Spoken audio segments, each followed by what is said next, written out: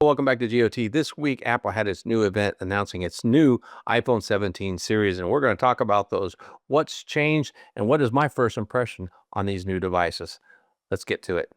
So as you know, for months now, there's been a lot of rumors about the new iPhones, especially the iPhone Air. We will talk about that one in just a moment. I'm going to start off with talking about the standard iPhone and what's changed. I'll tell you what, I think that Apple has really stepped their game up this year. And what's kind of interesting is, I don't know if you noticed or not, if you saw the event, they kind of put AI on the back burner. So Apple's true focus this year has been on hardware, and they really focused on the standard iPhone. And what I mean by that is they changed just about everything on it. And let's go through it. On the cameras to start with, last year was a 48 megapixel and a 12 megapixel ultra wide. This year it's two 48 megapixel cameras, and the 48 megapixel ultra wide has a 12 megapixel cropping sensor. In other words, it uses the 48 megapixel lens to 2 times crop to give you that simulated optical lens. So it's optical quality, but really what it is, it's the 48 megapixel crop down. But because they do their 24 megapixel pinning instead of 12, you get a better image. But as far as the main camera, you still get the same 48 megapixel as last year's, which is really good at 1.6 f-stop. You get really good detail, dark image photos. So this thing's going to allow a lot of light in and do a whole lot better at night. And then there's the selfie cameras you see here. They got this new thing called Center Stage, where you can actually use it to take portrait shots of yourself, but then turn them into landscape. It'll go wider. It'll automatically focus and widen depending on the audience that it views on the selfie camera.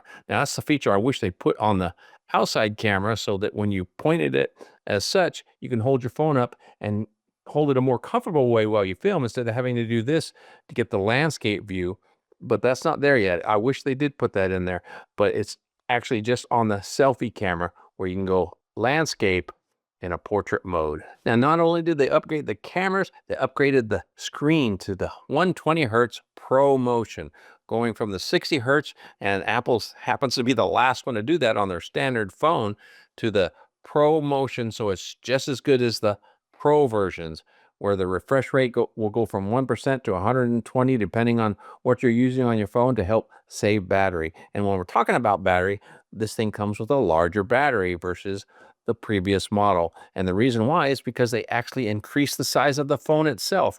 This phone is now a 6.3-inch screen on the outside, or on the base, where the previous model, the 16, is a 6.1. So you're getting larger screen, smaller bezels, larger battery. So you're going to get more life out of the standard iPhone 17 than you ever have before. And to back all that up with the A19 chip. So the A19 chip is supposed to be 20% faster. And of course, I don't know what the percentage is, but a lot more efficient. We'll go into more details once we get phones in hand and do a full review. I want to take a quick second and tell you how much I appreciate for tuning in the channel as we talk about the new iPhone 17 series.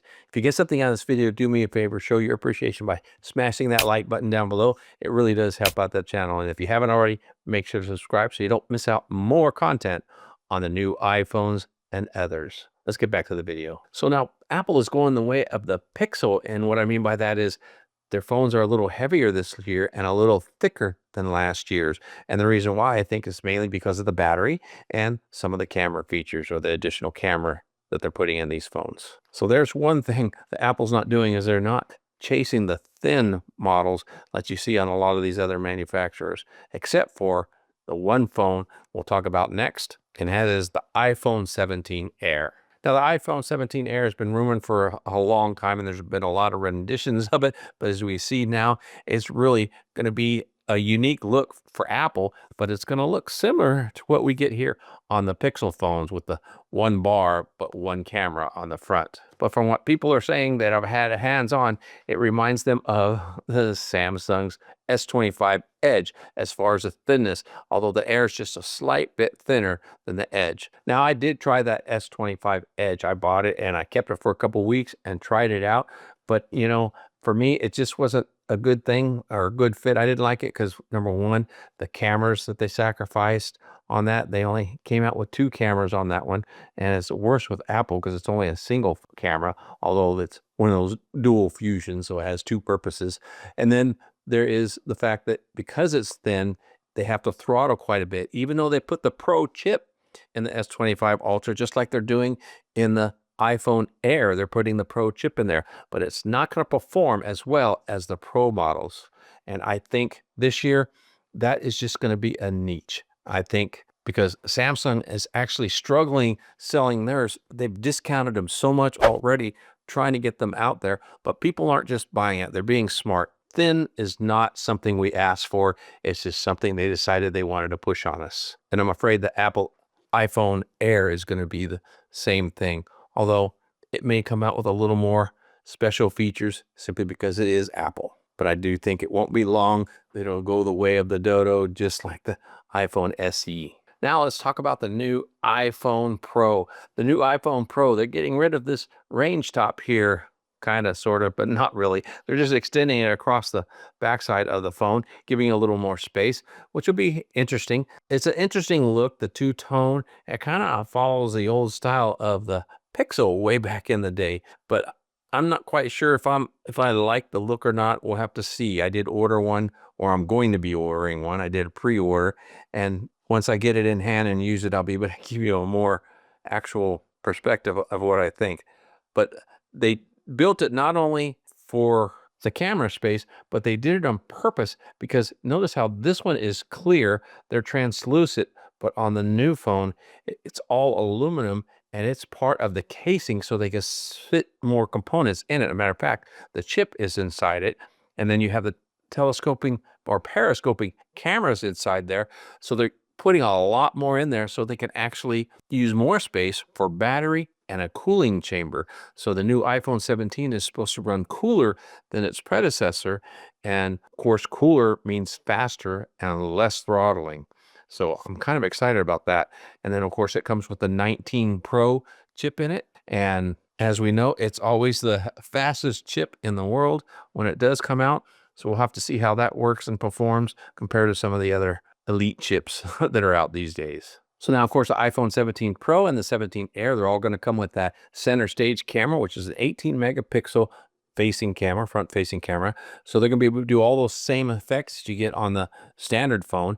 And then the Pro now actually comes with three 48 megapixel cameras instead of a 12 megapixel 5-time zoom.